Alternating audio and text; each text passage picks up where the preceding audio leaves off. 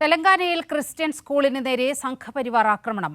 Mother Teresa English medium സ്കൂളിന് നേരെയായിരുന്നു ആക്രമണം.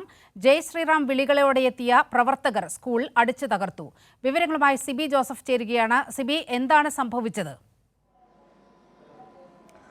നീലിമ, ഇന്നലെ വൈകിട്ടോടെയാണ് ഈ ഒരു സംഭവം ഉണ്ടായത്. തെലങ്കാനയിൽ ക്രിസ്ത്യൻ സ്കൂളിന് നേരെ സംഘപരിവാർ പ്രവർത്തകർ ആക്രമണം അഴിച്ചുവിടുകയായിരുന്നു.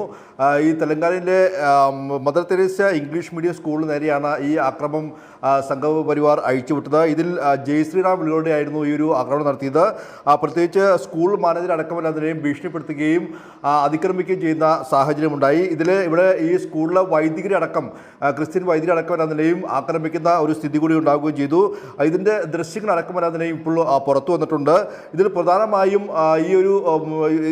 ഈ സ്കൂൾ പ്രിൻസിപ്പൽ അവിടെ കുറച്ച് വിദ്യാർത്ഥികൾ മതപരമായ വേഷം ധരിച്ചുകൊണ്ട് എത്തുകയും അവർക്ക് 21 ദിവസത്തോളം ഈ ഒരു മതപരമായ വേഷം ധരിച്ചുകൊണ്ട് വരണമെന്ന് ആവശ്യപ്പെടുകയും ചെയ്തു. ഇത് ചോദ്യം ചെയ്ത സ്കൂൾ പ്രിൻസിപ്പൽ ഈ മാതാപിതാക്കളുമായി സംസാരിക്കണമെന്ന് ആവശ്യപ്പെട്ടപ്പോൾ ഈ കുട്ടികൾ ഇത് വീഡിയോ എടുക്കുകയും പിന്നീട് ഇത് പ്രചരിപ്പിക്കുകയുമായിരുന്നു. ഇതിന് പിന്നാലെയാണ് സംഘപരിവാർ സംഘടനകളിലെ ആളുകൾ എത്തി വളരെ വലിയൊരു അക്രമം വിട്ടത്. ഇത്തരത്തിൽ സ്കൂൾ പൂർണ്ണമായും സ്കൂളിലെ ഉപകരണം അടക്കം തന്നെ പൂർണ്ണമായും അടിച്ചു തകർക്കുകയും അവിടെ സ്കൂൾ പ്രിൻസിപ്പൽ അടക്കം തന്നെ കൈവറ്റം ചെയ്യുന്ന ഒരു സ്ഥിതിവിശേഷം ഉണ്ടായി.